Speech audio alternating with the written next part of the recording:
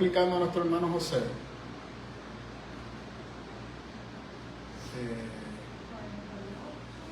Vamos a estar hoy en el 38 y el 39. ¿Por qué? ¿Ah? No, Ezequiel. Estamos en Ezequiel 38 y 39. Y vamos a explicar un poco. Dios mío, esta tabla es viejita. Ok, vamos a explicar un poco este revolú, y por eso, ¿verdad? Pues yo no lo toqué el martes pasado, para darle espacio hoy que podamos desarrollarlo lo mejor posible. Porque, como yo les explicaba, si usted analiza el 37, Dios termina el 37 con una promesa de restauración para Israel. Dios le dice a Israel que lo va a restablecer y todo ese tipo de cosas, y que las cosas ahora van a ser dirigidas totalmente por Él. De repente, de la nada, el 38 trae una profecía en contra de God y de varias reyes con unos nombres en particulares, que lo que vamos a ver durante esta noche, quiénes son esas figuras, por qué aparecen ahí, y tenemos problemas. Porque cuando vamos a Apocalipsis capítulo 20, Apocalipsis también habla de las mismas naciones. Entonces quisiera usar como base el 38,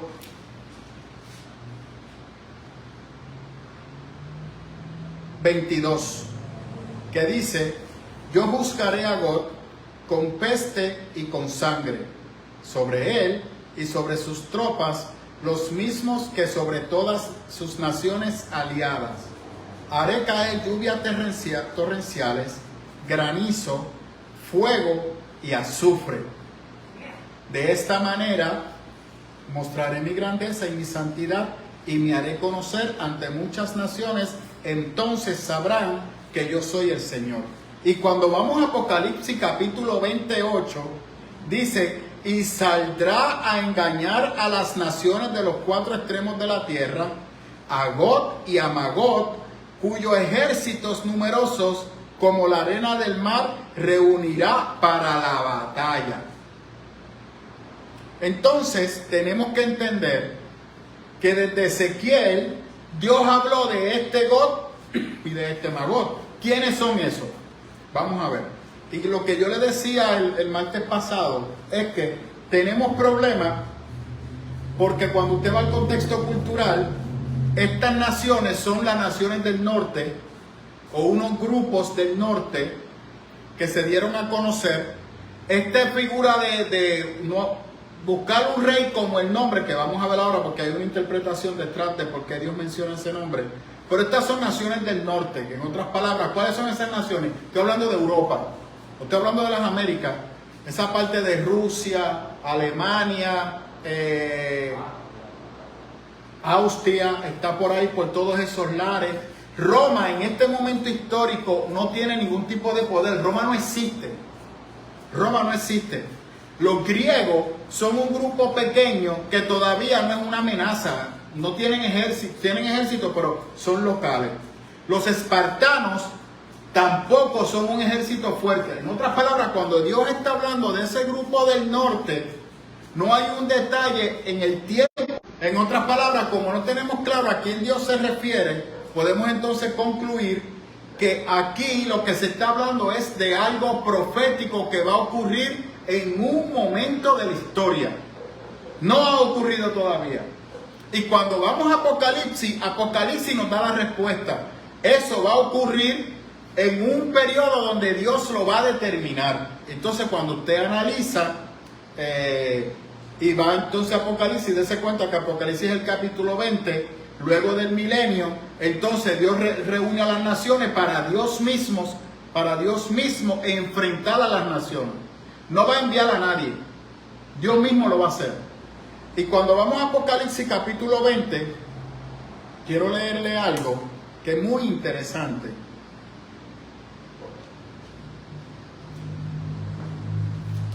Yo leí, mira, el juicio final de Satanás. Entonces yo leí el 8. Pero cuando usted va al 9, marcharán a lo largo y a lo ancho de la tierra, rodearán el campamento del pueblo de Dios, la ciudad que él ama, pero caerá fuego del cielo y lo consumirá por completo. El diablo, que los había engañado, será arrojado al lago de fuego y azufre, donde también habrán sido arrojados la bestia y el falso profeta. Allí serán atormentados día y noche por los siglos de los siglos. Mire, haga hincapié, ¿a quién engañó a los seres humanos? Satanás, Lucero. Aquí le dice el diablo, el ángel de luz. Podemos decirlo. Un momentito porque Anthony llamó. Se había afectado. Ok, perfecto. ¿Qué les quiero decir? Que Gog y Magog puede representar una expresión profética de lo que van a ser los gobiernos de los hombres. Esa estructura de los gobiernos, del gobierno de los hombres. Hoy en día estamos viviendo unos tiempos, en el 2023, donde tenemos unos sistemas democráticos que fueron impactados, podemos decir, por el humanismo del siglo XIX, producto de la Revolución Francesa. Y hay un credo que desarrollaron los franceses, que consideraron que el ser supremo no era un ser sobrenatural ni todopoderoso. Para los franceses, el ser supremo era el ser humano. El ser humano era el ser supremo. La Estatua de la Libertad es un culto, es una honra a la humanidad. Entonces, para los franceses, el ser humano es el ser supremo y superior. Ese pensamiento humanista entra dentro de la iglesia y se empieza a desarrollar una estructura eclesiástica alrededor del hombre, no de Dios. Una de las cosas que Samuel Sullivan critica de la iglesia moderna es que la iglesia moderna se ha convertido en una iglesia antropomorfóbica, que el culto se da alrededor de la necesidad del hombre, no de Dios. Entonces, en vez de nosotros hacer un culto enfocado en Dios, lo hacemos enfocado en la necesidad de las personas.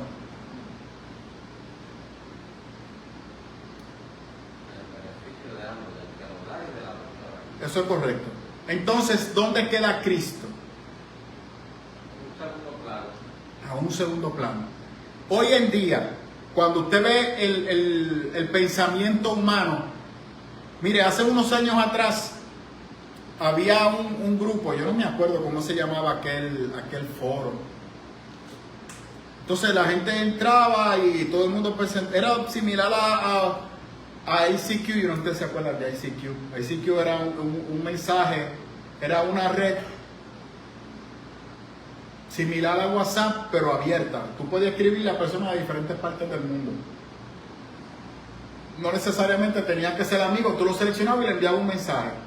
No era así, era una infraestructura más complicada, pero se desarrollaban diferentes temas. Yo recuerdo que en una ocasión yo estoy haciendo una defensa del Evangelio y viene una persona y dice que él no cree en ningún ser supremo porque él considera, y yo en una me molesté y le dije, pero Marca, ¿en qué tú crees? Porque llevamos como que una hora aquí debatiendo y no llegamos a ningún lado. ¿En qué tú crees? Y él dice, bueno, yo creo en que el ser humano en sí mismo tiene la capacidad de resolver los problemas él, sin la necesidad de un ser externo supremo que venga a decirle lo que tiene que hacer. Y cuando usted suma, ese es el pensamiento humanista. El ser humano en sí mismo puede arreglar sus problemas. El ser humano en sí mismo puede atender sus necesidades psicológicas, sus necesidades psiquiátricas, sin la necesidad de un ser supremo. Bien. En los últimos años pues se ha añadido entonces esta necesidad espiritual que se requiere para el ser humano, pero no se le impone. Tú determinas cómo vas a cubrir esa necesidad espiritual. Entonces, los gobiernos de los hombres se construyen bajo esa visión humana. Así que los gobiernos están tratando de legislar para tratar de mantener el cuidado de sus ciudadanos. Y el término de Dios, principalmente acá en nosotros, en Occidente, vamos a hablar ya mismito de Oriente, en Occidente, Dios es simplemente un label. Lo tenemos en nuestros dólares, in God we trust. ¿Cierto o falso? Pero el gobierno realmente toma eso en cuenta. La respuesta es que no. Sin embargo, cuando usted va, por ejemplo, a la Liga Árabe, que es una estructura teológica, ¿me escuchó, verdad? En la Liga Árabe es una estructura teológica. Tú no estabas en el gimnasio, ¿verdad?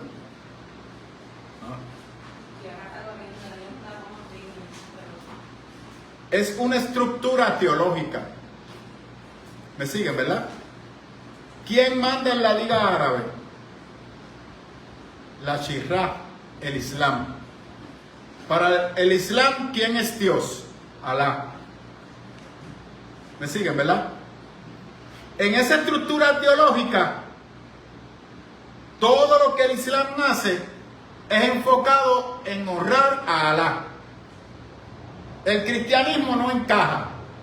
Y de la misma manera que el judaísmo, el Islam es una fe cultural. Está arraigada a lo que son los árabes. Así que muchas veces usted mismo dice, islámico, y se refiere a una nación árabe. No todos los árabes son islámicos, pero dentro de su psiquis, ¿qué usted dice? Árabe, islámico. Es lo mismo. Lo entendemos como sinónimo. Como sinónimo. Así mismo. Y cuando usted piensa, por ejemplo, en Israel o el judaísmo, ¿qué usted piensa? Que todos los judíos o todos los israelitas son judíos. Y no es así. Pero como el judaísmo también es una fe cultural, que su creencia está amarrada a su cultura, pues lo vemos por igual. Cuando usted sigue dando vueltas por este mundo de Oriente, y por eso yo muchas veces decía que con frecuencia cuando la gente empezaba a profetizar y a decir disparate, trataban de colocar... Bueno, en una ocasión hubo alguien que dijo en la televisión que si Hillary Clinton lograba ser la primera presidenta de la nación norteamericana, Cristo venía y el mundo se acababa. Porque ella se iba a convertir en el falso profeta.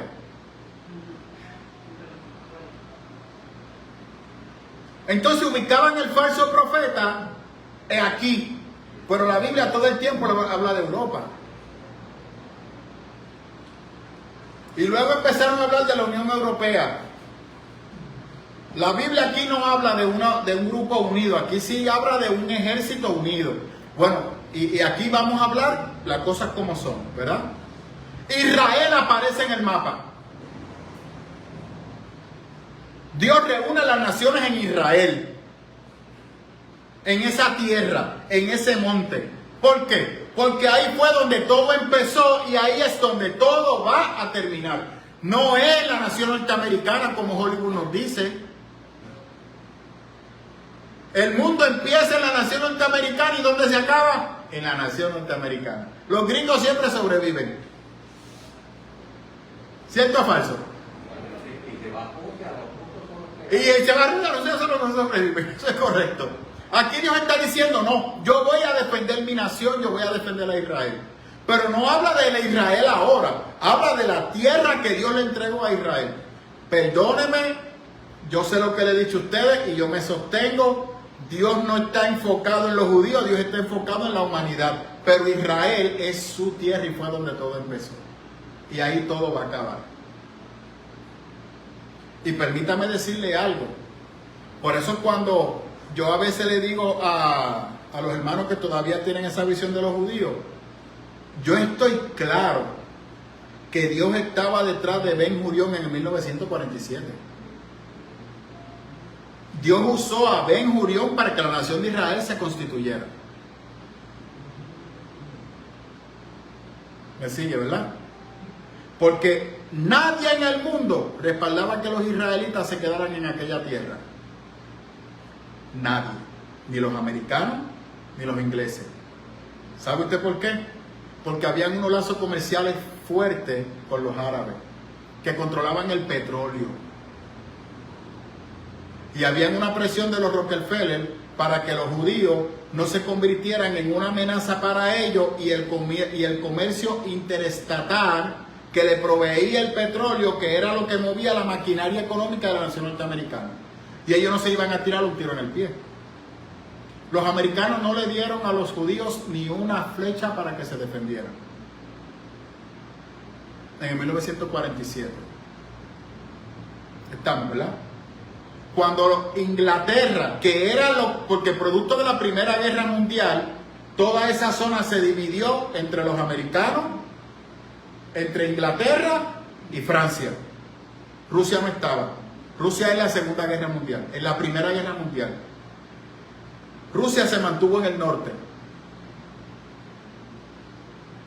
Israel quedó bajo el dominio de Inglaterra y la otra parte de Egipto quedó bajo dominio americano. Irán, Irak y toda esa zona. ¿Por qué? Porque ahí es donde están las mayores cimientos de petróleo. Entonces, de hecho, la historia está ahí. Hicieron los oleoductos, fueron desarrollados por los americanos. Toda esa infraestructura fue desarrollada por ellos. Estamos. Antes de la Primera Guerra Mundial, los árabes eran gente pobre de escasos recursos. Pobre de escasos recursos. Esos emiratos no existían. Y cuando se firme el tratado aquel de paz, después de un periodo de tiempo que ellos habían recuperado lo que gastaron en la guerra, esa tierra se les entregó a los locales, que fueron los árabes.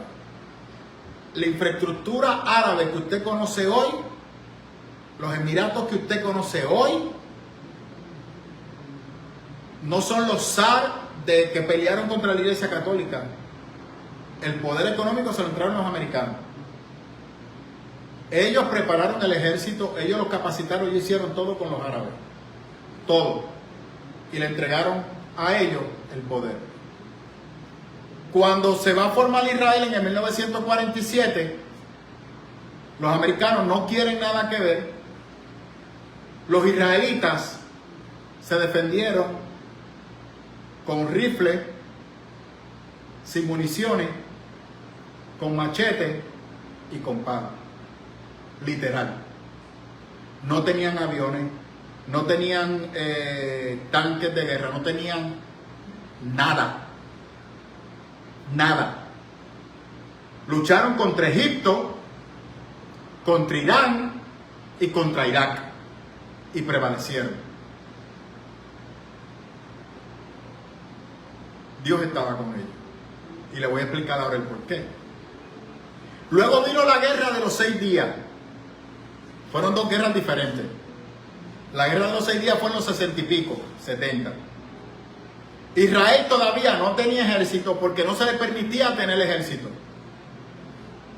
Porque una cosa es constituir a Israel, otra cosa es que la ONU reconociera a la nación de Israel, y los americanos y la Liga Árabe se opusieron a que se constituyera la nación de Israel. Así que Israel estuvo peleando para que se le reconociera como nación, para luego poder tener su ejército, que eso ocurrió en los años 60-70. Y en la guerra de los 6 días, de la misma manera, lograron apoderarse de unos tanques que le pertenecían a los egipcios, y sin municiones, cogieron a la Liga Árabe y por poco llegan hasta Egipto y se quedan con Egipto. Y vino una guerra, literal. Empezaron a atacar los mosquitos. Empezaron a atacarle animales salvajes que empezaron a picar a los árabes. Y empezaron a tener pesadilla a los soldados que estaban allí. Y consideraron que eso era un castigo de Dios. Y se fueron corriendo. Literalmente llegaron hasta Egipto. Que luego muchas de esas tierras tuvieron que regresarles. ¿Por qué yo les digo esto? Porque la nación de Israel está ahí porque es parte del plan de Dios. ¿En qué momento histórico ocurrió algo similar? Cuando usted va, que el pueblo regresa de Babilonia a Israel, el pueblo regresa a Israel, y la razón de regresar a Israel no era a que iban a ser la nación de antes, era que reconstruyeran el templo. ¿Por qué se requería que el templo se construyera?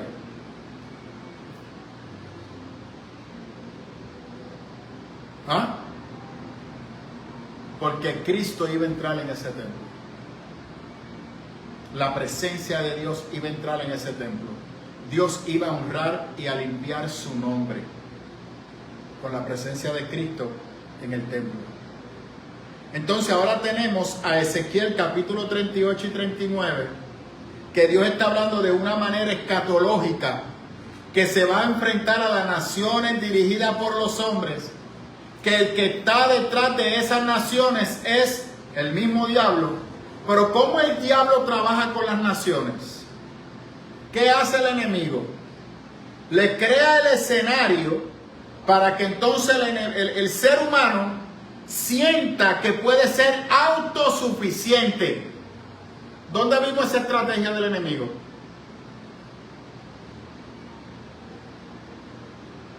Usted está dormido hoy, el calor lo tiene usted mareado, pero hace fresquito hoy.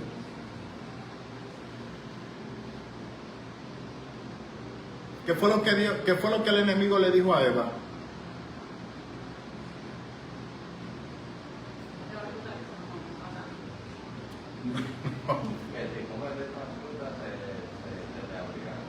Se te abrirán tus ojos y serás como Dios.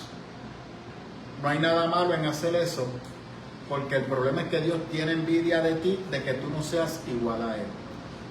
Come lo que serás igual a Él. En otras palabras, serás autosuficiente. Tú no necesitas a Dios para nada. Tú no necesitas un ser supremo en tu vida. Tú puedes solo. Y por eso Eva cede ante la insistencia del enemigo para que fallara. Los gobiernos de hoy en día consideran que necesitan a Dios.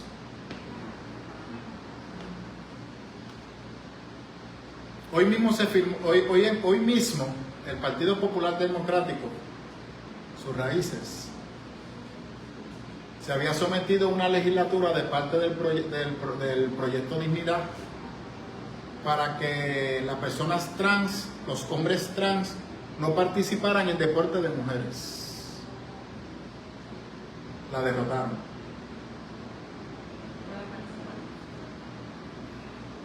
¿Usted no ha notado algo?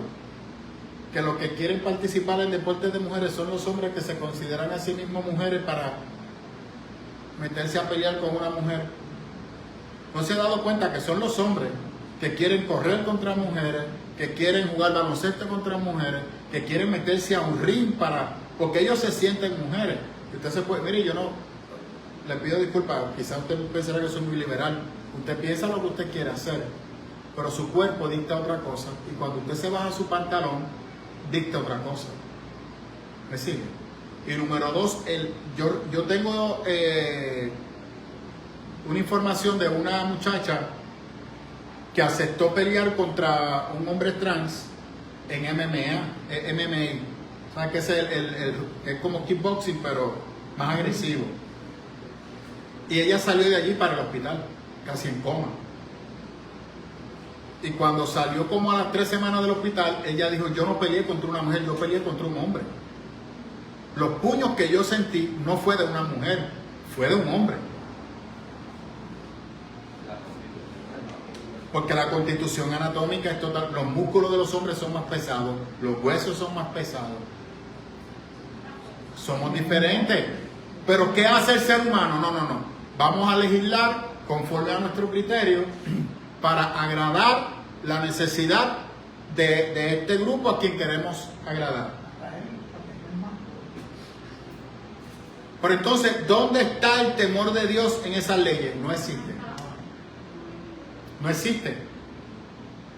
Porque Dios no forma parte. ¿Por qué? Porque Dios es una amenaza para este tipo de grupos. Dios se ha convertido en una amenaza para la humanidad. Muchas veces por culpa de nosotros en la iglesia, que hemos predicado un Dios incorrecto. Y número dos, porque el estilo de vida del hombre, Dios no entra en esa fórmula, porque conflige. ¿Me siguen? Entonces tenemos un gobierno que, en otras palabras, por eso lo amarré con Apocalipsis, Ezequiel 39 y 38, está detallando de cómo esos grupos han dejado que corran para luego enfrentarlos. Y dice claramente que han atacado a Israel. Los han atacado. Y Dios va a defender a Israel. Porque hay una promesa de Dios para Israel. ¿Dónde nace la fe cristiana? En Roma. Los romanos. La Iglesia Católica dice que sí, que nació allí. ¿Dónde nace la fe cristiana? Pero hablen bendito. En Israel. ¿De qué religión era Jesús? Pagano. Era israelita. Y Cristo habló de Israel. Cristo amó a Israel. Pablo amó a Israel. Y a los judíos por igual. Cuando Pablo llegaba a una comunidad, ¿qué era lo primero que Pablo hacía? ¿Cuál era el grupo que Pablo visitaba? A los judíos. Pablo no visitaba a nadie, primeramente iba a los judíos. Si el judío le rechazaba, entonces iba hacia los demás. Por el norte de Pablo siempre eran los judíos. Los de la casa, eso es correcto. Los de la casa lo rechazaron, entonces se abre a los demás. Israel, como nación, desaparece en el 122 después de Cristo. El último bastión de los israelitas fue desaparecido en el 122 después de Cristo. Roma lo destruyó. ¿De dónde viene Roma? ¿Del sur o del norte? Del norte. Cuando usted mira Israel, Israel está aquí, Roma está aquí, la parte norte. Apocalipsis 20 dice que todas esas naciones del norte, el oso y las otras menciones, irán en contra de Israel. Al día de hoy, los rusos tienen acuerdo con la Liga Árabe y no respaldan a Israel para nada. Ven a Israel como unos enemigos. Los rusos hoy en el 2023.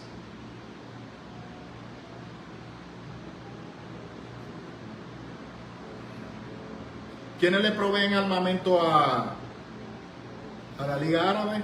Los rusos.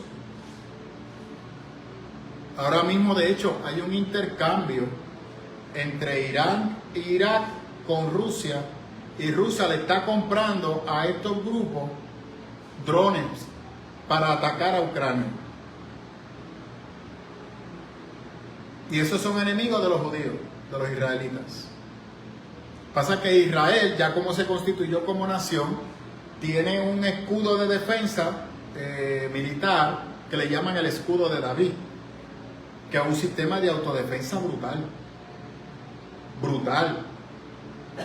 Para que un cohete pase ese escudo es bien difícil. Es el más sofisticado a nivel del mundo. Pero yo quiero que usted comprenda algo. No es que Israel se va a defender y va a tener éxito. Es Dios el que va a pelear. Dios no va a pelear por los israelitas. Dios va a pelear por Israel, por la tierra de Israel. Sin embargo, aquí hay otra situación que está entre medio, porque Apocalipsis 20, luego de los 1000 años, dice que la nación santa que está allí será atacada por estos grupos.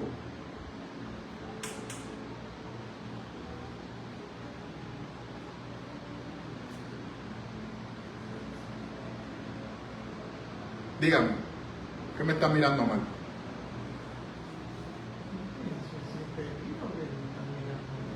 No, pues usted está ahí con lo, como que con la cara ahí así, asustado. Asustado estaba yo cuando estaba repasando todas estas notas. Porque pensaba que Israel estaba débil y eso. Y ellos eran mucho más, toda esa gente del norte y de todo. Israel estaba acabando de reunirse, de que el Señor los reuniera como en el mismo sitio. Eso es correcto. Entonces, pues, lo encontraron débil y podían cogerle, como habían empezado, le podían coger las cosechas, el ganado y todo eso, pero el Señor estaba con ellos y ahí. El Señor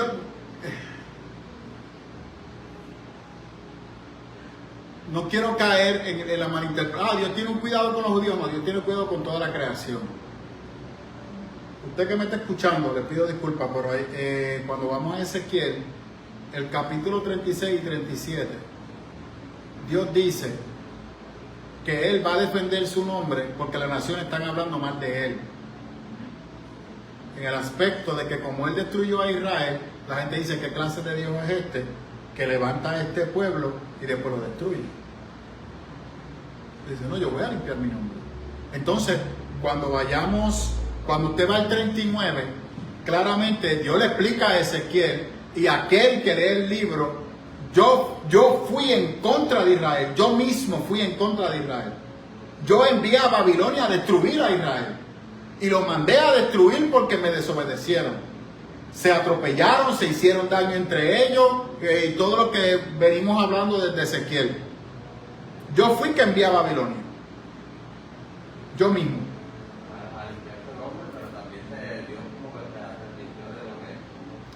Ese es el problema, decir que Dios se arrepintió. Hay que tener cuidado con eso. Yo lo que creo es que si regresamos a la promesa de Abraham y a la promesa que Dios hizo hacia la humanidad, Dios siempre va a ir. Pero lo que pasa es que, diga, varón.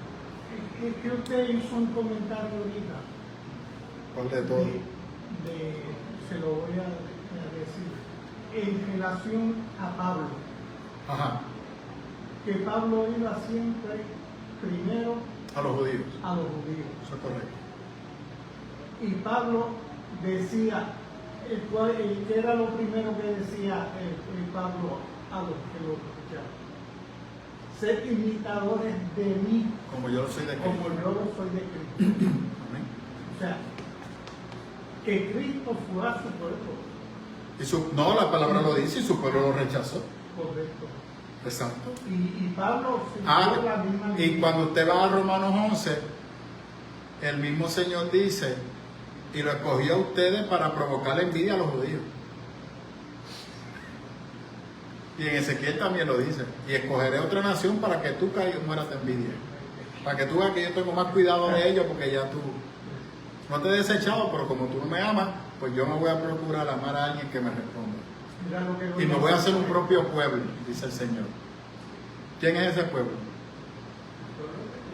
¿Y quién es el pueblo de Dios hoy? Es la iglesia. Pero entonces cuando usted va al capítulo 20, habla de los 1000 años.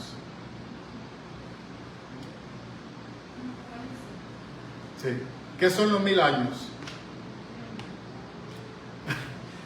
Yo se lo dije a usted que la clase de hoy era complicada. Se los dije.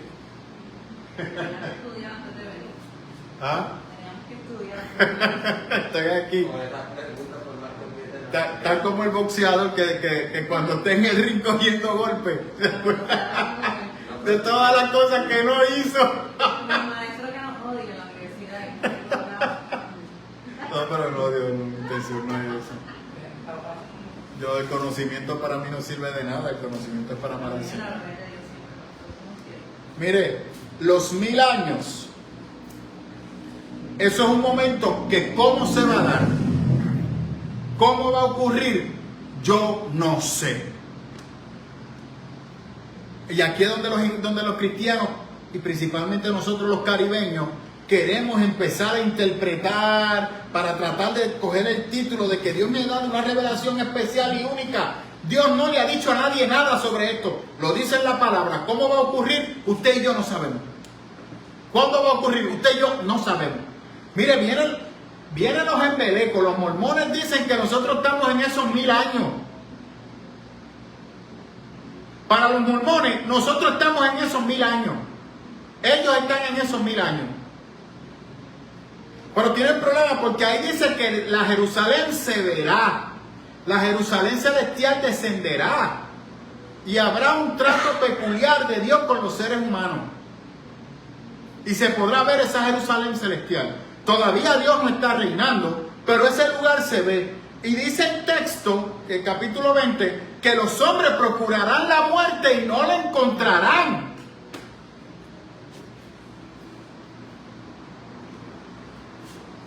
Y está amarrado a Ezequiel 38 y 39. Santo. Gloria al Señor. Y estudiar la Biblia es fácil. Le voy a dar un espacio a usted. Una dama que yo amo mucho, tengo un gran respeto por ella, pues la considero una sierva del Señor. Hizo unas expresiones en Facebook y de hecho me dejó fuera, pero no me dejó fuera del otro lugar. Y pude leerla, donde estaba criticando la teología. Quiero ser respetuoso con lo que voy a decir. La palabra teología, ¿qué significa teología? Teo es Dios, logía, ciencia. La ciencia que estudia a Dios. Karl Barth, que fue uno de los teólogos principales del siglo XIX al siglo XX,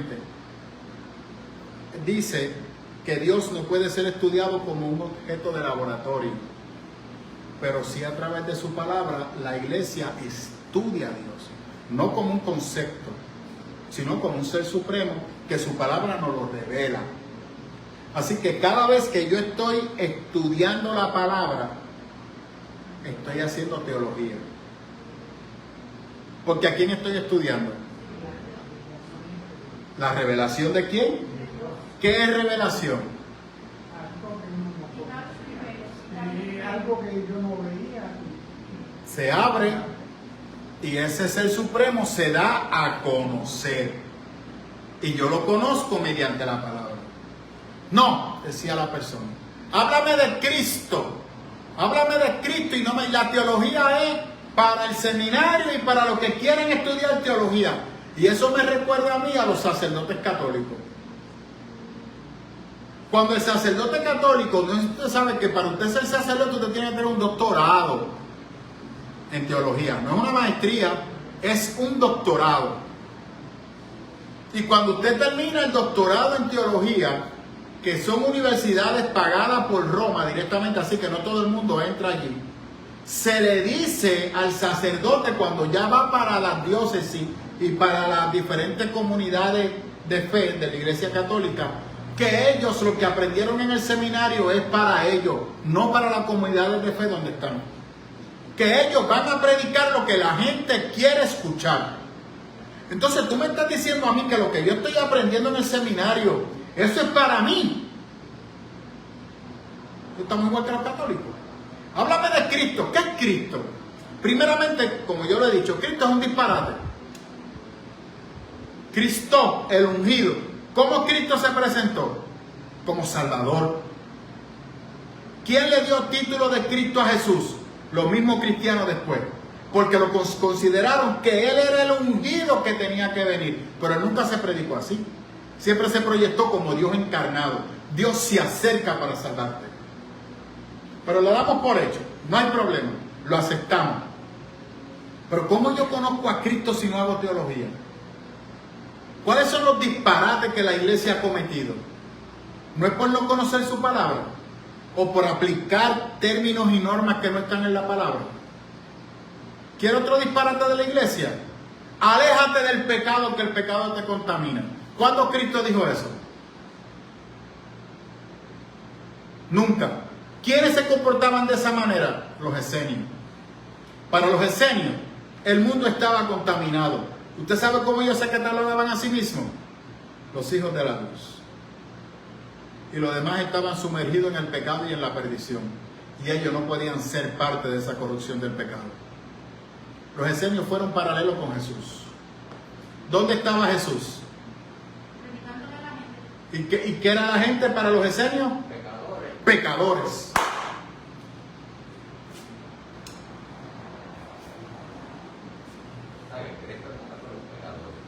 ¿Y qué le dice a la iglesia? No, ustedes no pueden estar entre los pecadores porque después ustedes se me van a perder. ¿Qué es lo que dice? Padre, yo no te pido que los saques del mundo, te pido que los guardes, porque ellos tienen que ser esperanza para el mundo. Allí es donde ellos tienen que estar, ahí es donde tenemos que estar tú y yo. ¿Por qué las personas colapsan? Simple, porque no conocen un Dios vivo, un Dios de amor y un Dios de esperanza. Le han predicado un Dios justiciero que lo que quiere es talarlo, como yo predico con frecuencia. No es un Dios que lo que quiere es amarlo, no importa su condición. Yo le decía ahí ahora mismo al caballero con el que yo estaba hablando, por más que tú ayunes, por más que tú oras, tú nunca por más que tú ores, tú nunca mereces estar en la presencia de Dios. El ayuno y la oración no te hace a ti merecedor de estar en la presencia de Dios. Tú estás en la presencia de Dios porque Él le plació invitarte y Él pagó el precio por ti. Se acabó.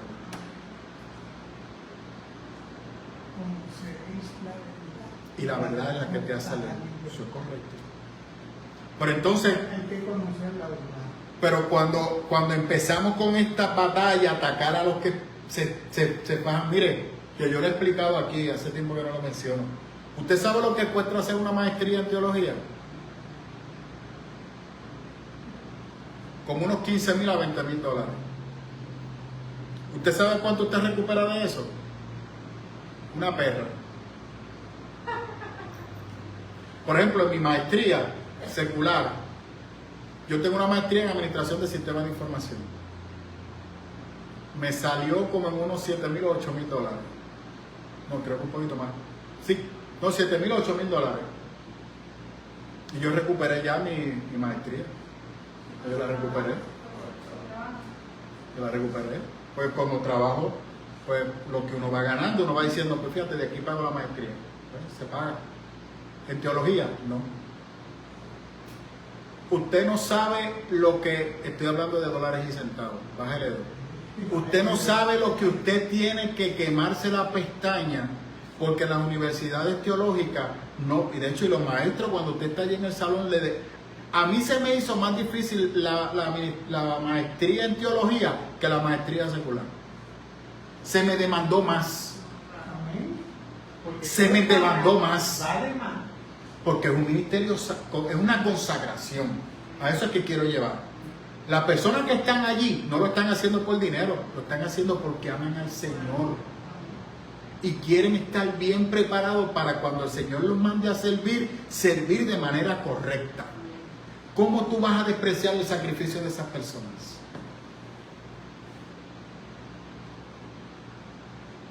Que sería como perder el tiempo, porque si eso que tú estudias es para ti, no lo puedes compartir con otra persona. Pues no estudies. ¿No nada, estudies? te vas a sacrificar. Claro, no pierdas y no gaste dinero. ¿Y qué significa eso? Egoísmo. Altruismo. Eso es correcto. Pero no todos piensan lo mismo. Eh. Porque hay iglesias, hay pastores que prefieren las iglesias llenas y comunicarle lo que le conviene a... Eso es correcto. Sigamos predicando ayuno y oración. Entonces hay otros que lo que hacen es un mensaje más liberal, no nos olvidemos. Vamos a concentrar el mensaje en ti, Y ahí hay ganancia. en tus metas, en tus sueños. Entonces, lo que estudiaron en el seminario, que muchos de ellos los conozco, eso lo dejaron en la gaveta. No, porque yo voy a predicar a la gente lo que la gente desea escuchar. Entonces dejaron dar por gracia lo que por gracia recibió. Totalmente. Entonces, yo tengo problemas con eso. Eso es un disparate.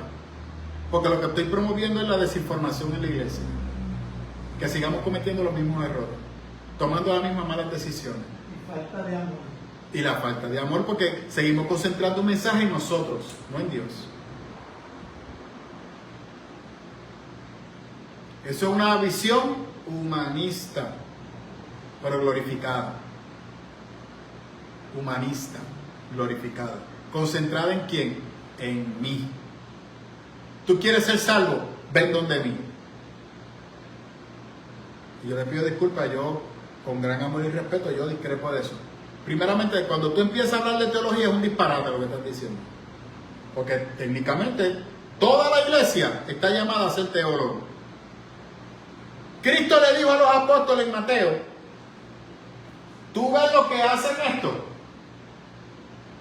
los fariseos, tú tienes que hacer exactamente lo mismo, tú tienes que ser un doctor de la ley.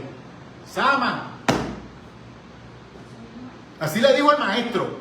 Cristo le dijo, tú tienes que ser un doctor de la ley.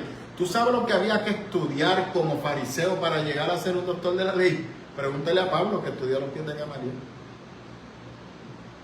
Entonces el estudio de la palabra es constante. Constante. Aquí nos estamos rompiendo la cabeza con Ezequiel. Y Ezequiel se escribió hace ya aproximadamente unos 2.500 años atrás. 2.500 años atrás. Y estamos interpretándolo lo más prudente posible. Y le soy bien, yo estuve a punto de cortar el 38 y 39 porque el 40 está espectacular. amarrar. Ese corre habla de la ciudad celestial. Y cuando usted lo amarra con Apocalipsis, es como si Juan se hubiese copiado. Entonces, ¿quién tiene la revelación completa? ¿La iglesia o los judíos? La iglesia. Santo. ¿Ven lo que le digo a ustedes? Está brutal. O sea, pero hay que entonces meterse y romperse la cabeza con el libro. Miren, el contexto cultural de Ezequiel 38 y 39 es terrible. Da bastante información porque lo que trata de explicar es por qué Dios le dice a Ezequiel esto sobre estas naciones.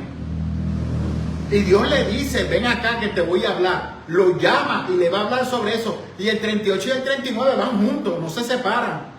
Porque es el mismo mensaje. Entonces, para romperle la cabeza más a usted, donde termina el 39, comienza el 40. Le da esa revelación y de la misma manera que Juan le dice, ven acá que te voy a mostrar algo. Y lo lleva al cielo.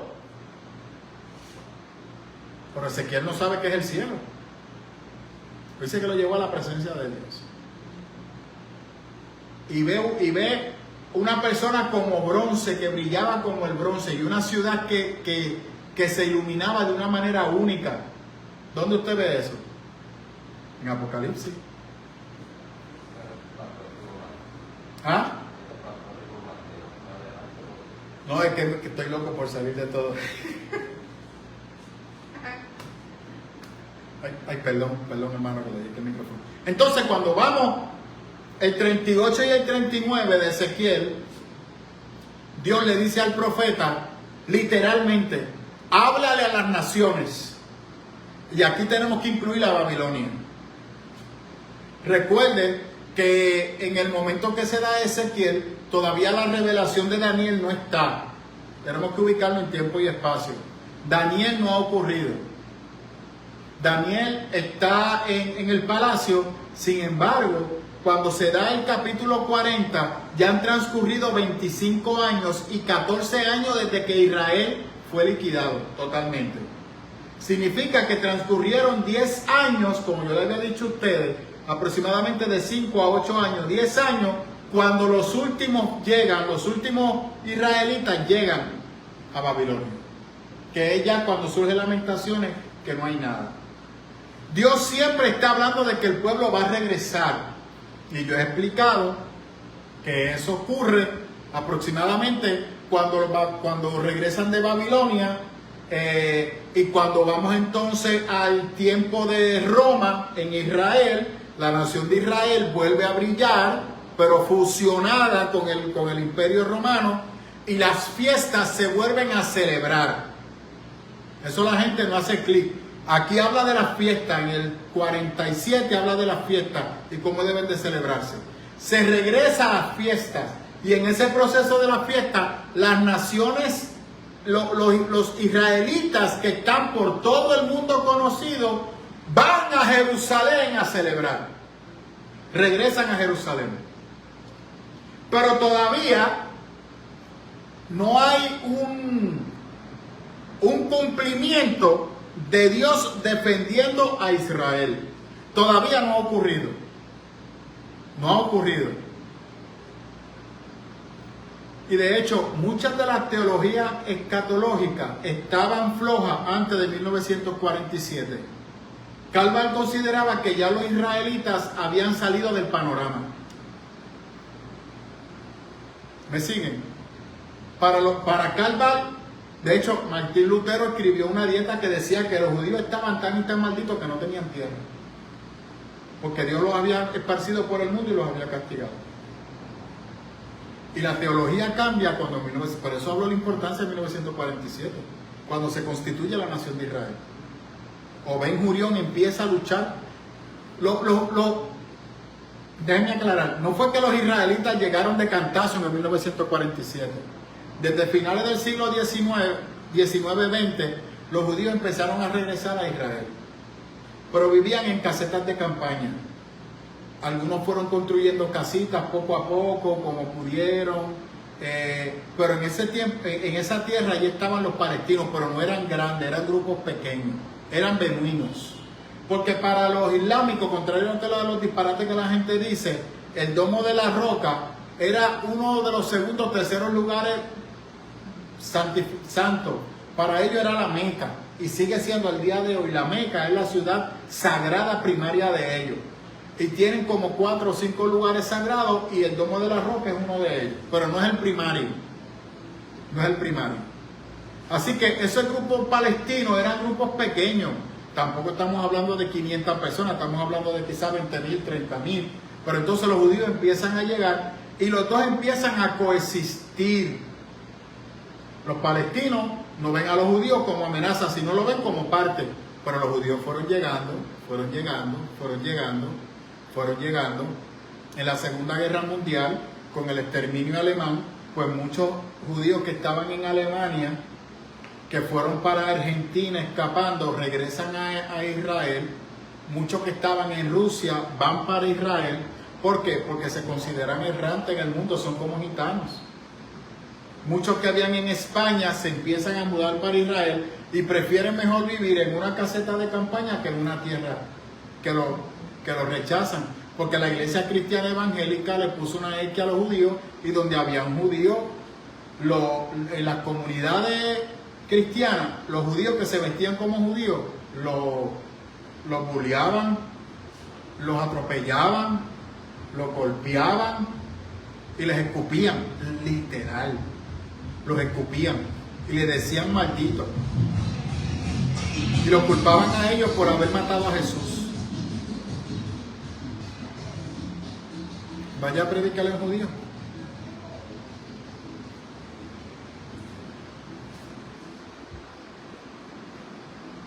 Para ahora. Esa es la historia. No, pero la teología no hay que estudiar teología. Brinquemos del libro de los Hechos para acá. Olvídense de eso, pérdida de tiempo.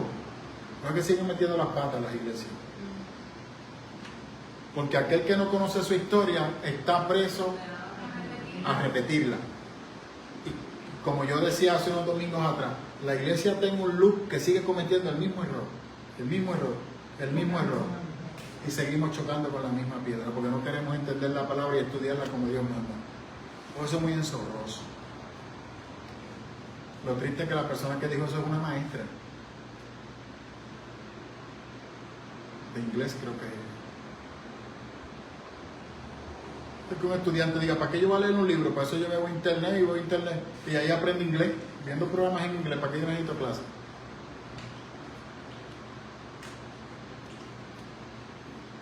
Santo, está muy serio. Me falta Edwin y Wanda. Ay, Shirley, ¿verdad? Me hace falta así. No, pero no, es que Edwin y Wanda siempre preguntan. Y el utuadeño siempre está con una, Normando siempre está con una de las dos. Tiene que estar ahí conectado, pero no es lo mismo. Dios enfrentará a las naciones y le pone, y podemos interpretar estos nombres y estos reyes como líderes políticos. Mire, siempre hay un líder político que va al frente. Siempre. Yo creo que usted comprenda eso.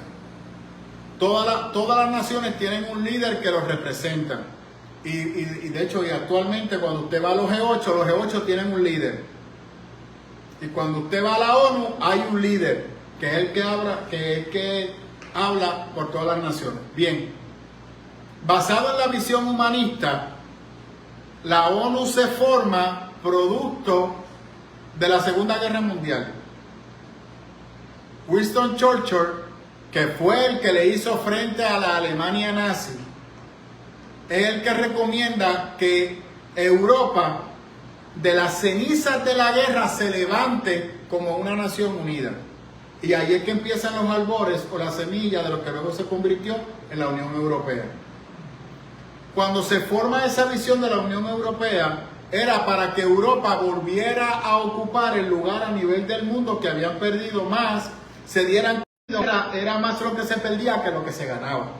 Así es que, en otras palabras, la Unión Europea junto con la ONU, que está en la nación norteamericana, que se considera un lugar status quo, procura evitar las guerras. ¿Se ha podido evitar la guerra? Ahora mismo tenemos una guerra allí en Ucrania y hay una guerra civil en el sur en el norte de África y en el centro de África. Y tenemos otra que aquí nadie habla de esa, que es en Turquía, que hay una guerra civil ahí terrible, donde están matando gente por un tubo de llave. Hay un montón de conflictos a nivel mundial. Ahora, la estructura de gobiernos que conocemos ahora es la que se mantendrá en el milenio. Y ahí la cosa se complica, porque esa estructura de gobierno desaparece. Pero aún así los hombres se siguen uniendo. ¿Cuándo vimos esa primera intención de los seres humanos de unirse? Santo, en la Torre de Babel, de la mano de Nimrod. ¿Qué fue lo que Nimrod dijo? Y vamos a hacernos un nombre. ¿Qué Nimrod estaba diciendo? No necesitamos a Dios. Podemos unirnos y resolver nuestros problemas sin la intervención de Dios. ¿Qué hizo Dios? Los dividió. Hoy en día vivimos en un mundo globalizado. Usted publica algo en TikTok y tiene alguien en China que lo está viendo. Tiene alguien en Australia que lo está viendo. Tiene alguien en Groenlandia por allá arriba que lo está viendo, pero no habla su idioma. Pero entiende lo que usted está haciendo. El primero que hizo esa visión humanista de unificar al mundo fue Alejandro el Grande. Ahí se cumple la profecía de Daniel, donde se ve un gobierno mezclado con barro y bronce. Cada gobierno mantuvo su identidad. ¿Qué hizo Alejandro?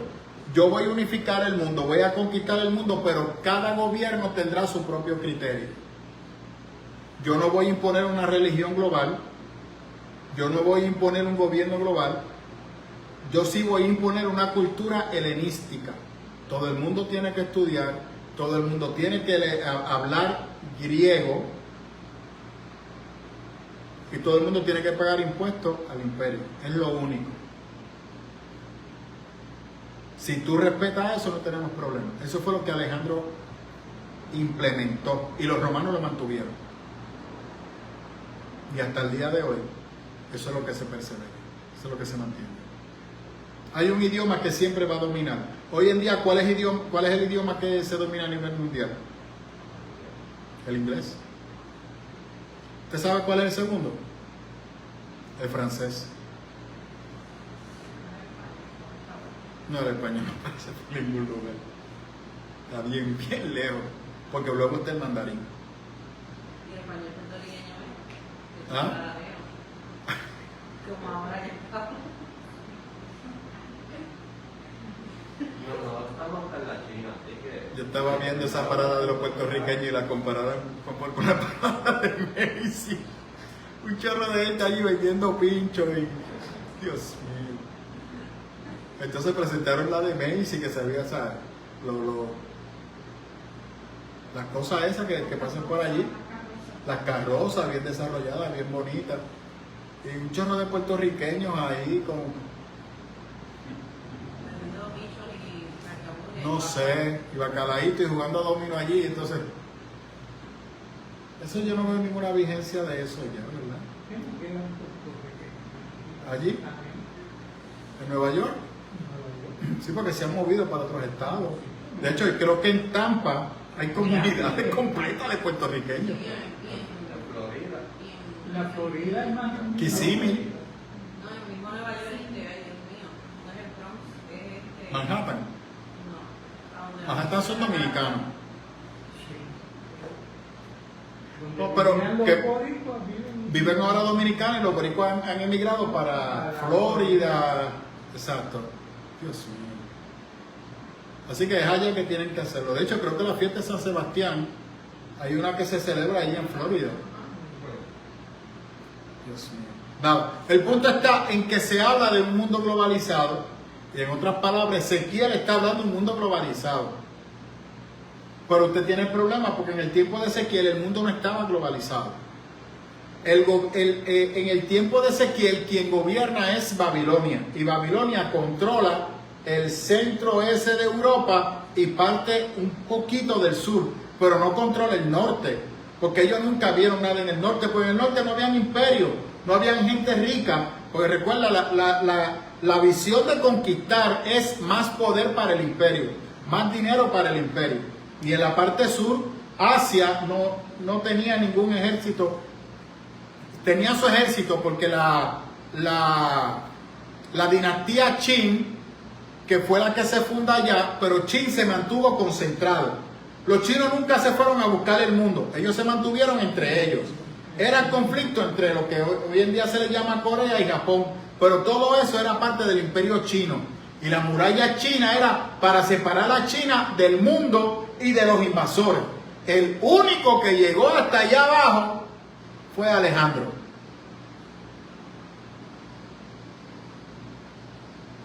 Fue el único.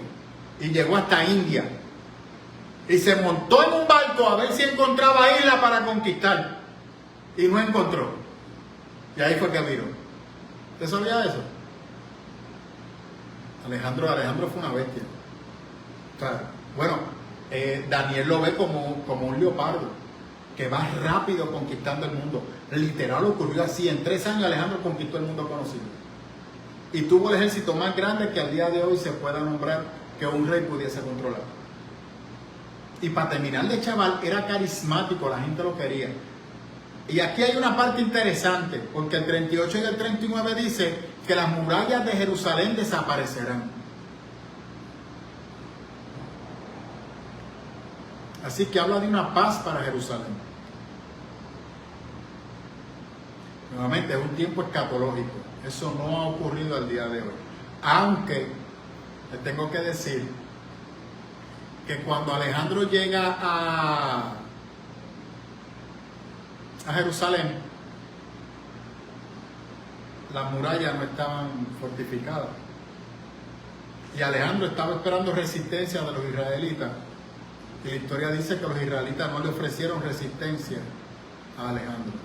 Le abrieron su ciudad. Lo único que le indicaron a Alejandro fue que ellos tenían un culto diferente. Y Alejandro se quedó sorprendido porque cuando llega a Jerusalén no encuentra ninguna imagen de ningún dios. Entonces los sacerdotes tenían un culto extraño, decía ya mismito me acuerdo del nombre del historiador de Alejandro. Y cuando llegan a Jerusalén, el sacerdote hace un sacrificio por Alejandro. Y luego Alejandro, en Filipo, hace un panteón de todos los dioses que conquistó.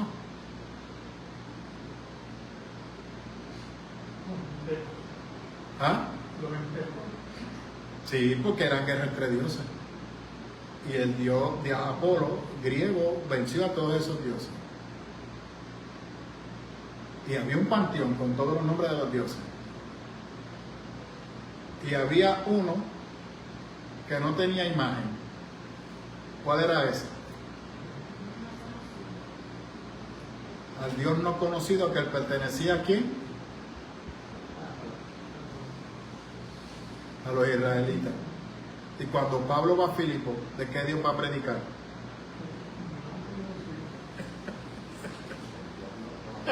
¿Y es como la historia se conecta?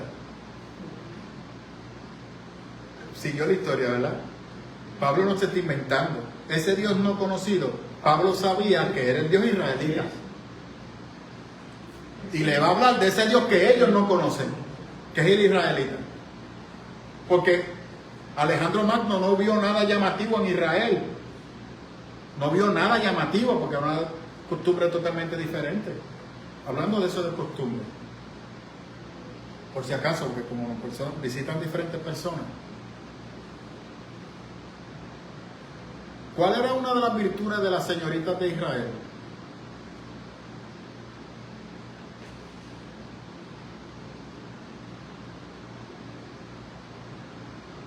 Cuando se celebraba el Festival de las Flores, las israelitas se distinguían porque tenían un arete en la nariz. Y eso representaba su estatus. Y está ahí en la Biblia. Esa es la parte de su cultura. Y porque si usted ve a una persona con un arete en la nariz, lo manda a sacar de la iglesia.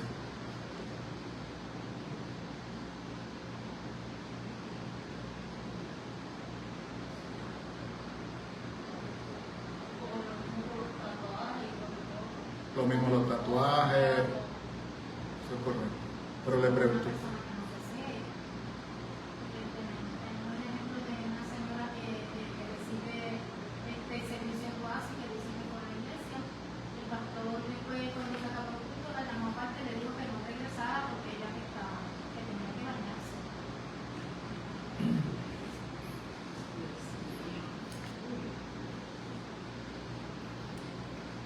Ya. ¿Ah? Sí, manda. Entonces, si Cristo entra, imagino que le van a decir lo mismo, papá, aquí no regresa porque tuvo a Macutico pecador. Aquí no venga. Porque Cristo no se bañaba todos los días. Y estaba caminando para arriba y para abajo. Y cuando el sudor se mezcla con el polvo, y no había desodorante en aquel tiempo, no había pasta de dientes en aquel tiempo, el Señor no olía a flores. Despierte, Cristo era un ser humano común y corriente y emanaba hedor como cualquier persona hoy en día. Así que de las iglesias lo sacamos ahí. Gloria a Dios que viene en gloria y que los seres humanos no van a poder tocar. Que en el desierto No había mucho calor. no había mucho. Eso es otra cosa. En el desierto eso era fresquecito. No hacía falta. Claro, el vientecito fresco. Y él siempre estuvo en Galilea, en la playa, allí surfeando desde el show. Pero no me contestó lo del arete. Las señoritas se ponían un arete en la nariz. Y se vestían con muchas prendas para llamar la atención. Y era normal. No, pero Isaías criticó otra cosa. Porque las egipcias se vestían de una manera en particular. Las egipcias eran bien maniáticas con su belleza. Las mujeres egipcias eran bien maniáticas con su cuerpo y con su belleza. Las egipcias no parían porque no querían que su cuerpo se afectara. Y cuidaban su piel de la A a la Z. Fueron las primeras en desarrollar make-up para la cara. Y no le gustaba el sudor, no le gustaban las moscas, no le gustaba nada de eso. Eran bien de punta en blanco.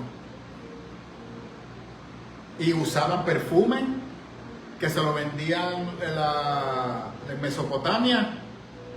Y usaban vestimenta con colores únicos de Mesopotamia. Eran bien por la belleza. La primera en desarrollar sandalias para caminar. No caminaban descalzas.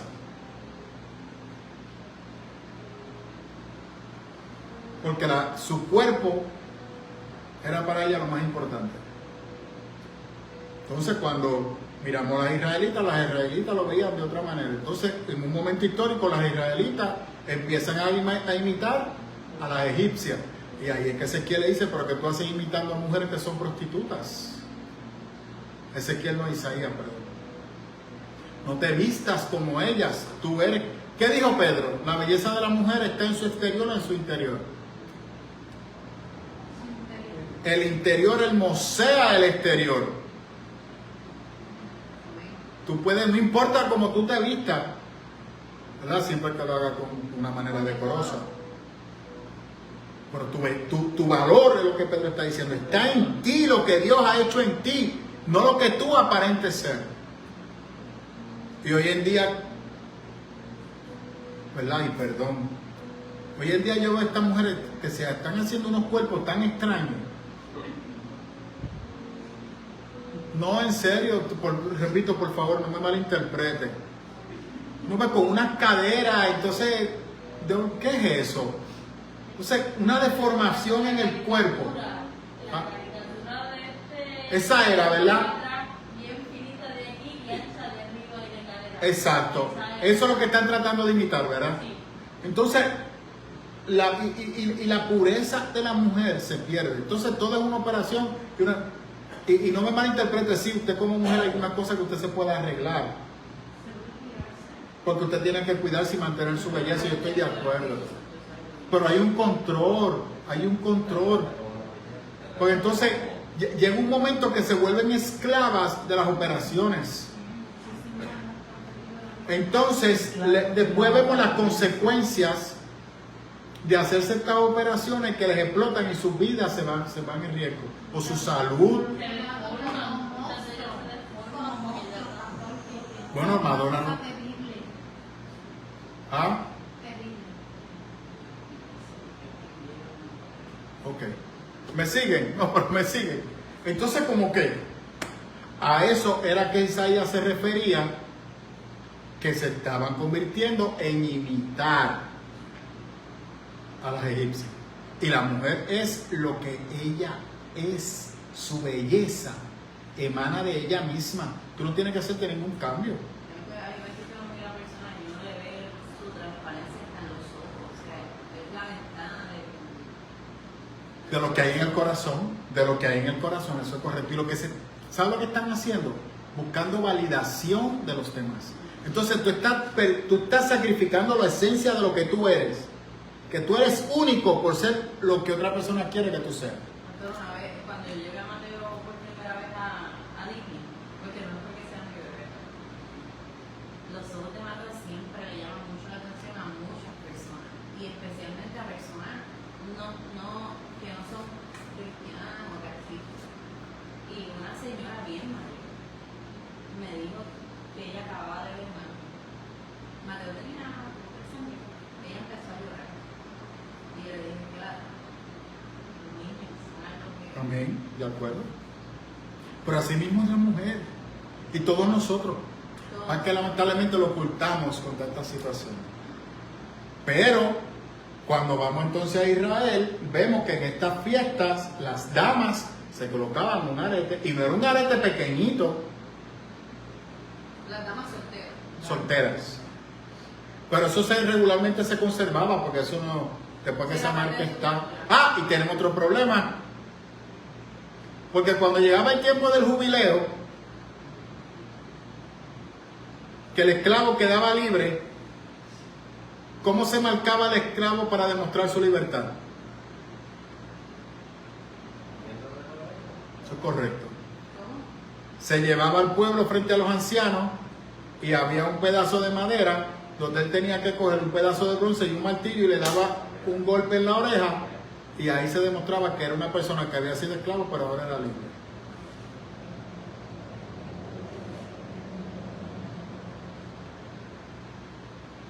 ¿Y por qué entonces sacamos toda esa gente fuera? Lógico, hay un asunto cultural, pero vamos a otra cosa adicional. ¿Por qué el puertorriqueño bebe en el Caribe?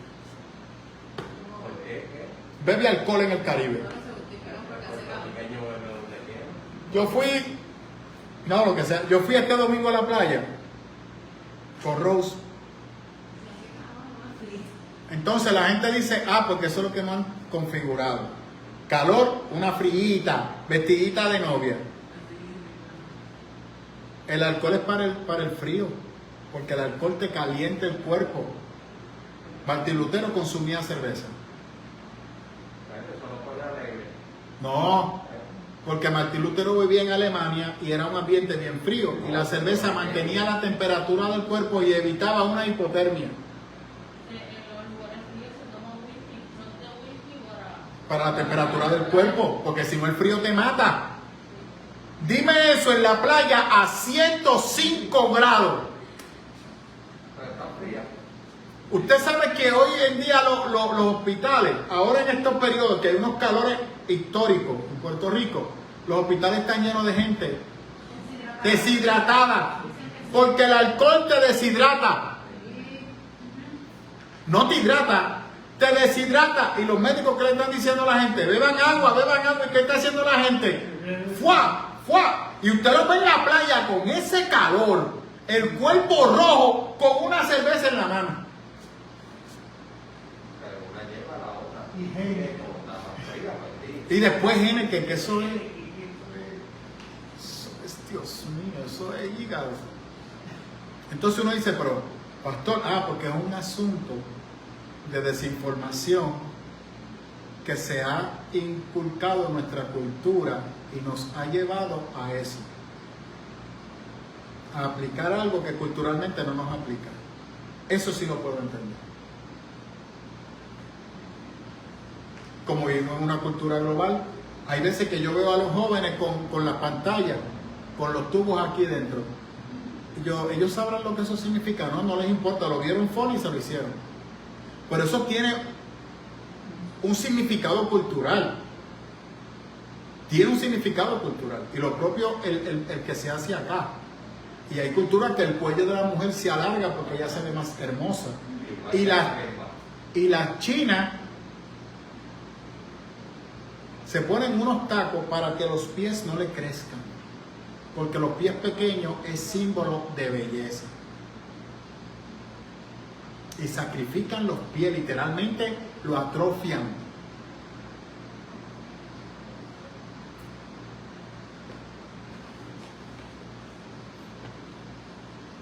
Amén. Ya nos vamos temprano. Los puertorriqueños somos bien rotos. Sí, ¿no? Yo- Ok. No sé, Dios mío, ahí te perdimos, Paola. Mire, en esencia, Ezequiel 38 y 39, estos nombres son nombres simbólicos que representan los gobiernos de los seres humanos. Es una revelación escatológica, no ha ocurrido. ¿Cuándo ocurrirá? Posiblemente luego de la venida de Cristo. La iglesia no verá esto. Ahora tenemos problemas. Porque en los 1000 años, ¿cuál es la nación santa que habita en la tierra?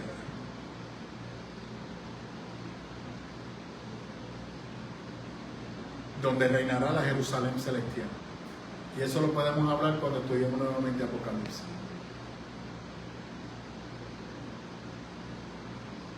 Amén. ¿Vamos?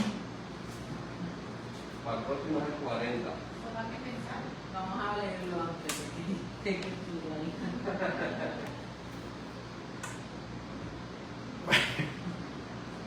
No se preocupe porque el 40 vamos a hablar de la ciudad celestial, no se preocupe. Más suave. Espectacular, espectacular, habla del río, como lo dice Apocalipsis. Lo que yo quiero que usted comprenda es, mire lo que es la desinformación, que lo he explicado. Apocalipsis no entró en el primer canon. No entró en el primer canon. El canon fue la norma que se establecieron para que los libros del Nuevo Testamento se constituyeran la Biblia que hoy en día nosotros tenemos. Son las reglas. La regla primaria de los libros que fueron inspirados era que Dios fuera el centro de esos libros. No el hombre, Dios. En los evangelios, ¿quién es el centro? Jesús. Luego de Jesús está el libro de los Hechos. ¿Quién es el centro? El Espíritu Santo, que es un reflejo de Jesús. Luego está la formación de la iglesia. ¿A quién predica Pablo? A Cristo. Es Jesús. Pablo no habla de sí mismo, habla de Jesús. Apocalipsis habla de lo que la iglesia no sabe sobre Jesús y sobre lo que va a ocurrir en el futuro. ¿Me sigue? Pero cuando se dio Apocalipsis, debido a que tiene tanto elemento simbólico, le cogieron miedo y consideraron que era un libro pagano. Y cuestionaron la autoría de Juan. Y sin embargo, el desconocimiento. Luego se sentaron unos maestros y dijeron, no, Apocalipsis es importante. Porque es el cierre. Ahí finaliza todo. En Daniel, el Espíritu le dice a Daniel, sella el libro. Séllalo. y no se abre como hasta el 80 antes de Jesús. En Apocalipsis dice, abre. Se abre. Para que la iglesia sabe lo que va a ocurrir. Se mueve el velo. Eso es hermoso. Amén. Entonces es importante Apocalipsis, porque cuando vemos Apocalipsis, vemos una conexión directa con Ezequiel. ¿Juan conocía a Ezequiel? Yo estoy casi seguro que no. Porque el libro del profeta se pierde. Aunque Juan era una persona adinerada y estudiaba la ley. Pero interpretar Ezequiel junto con Apocalipsis, solamente la iglesia puede hacer eso. Para que usted vea el poder que la iglesia tiene.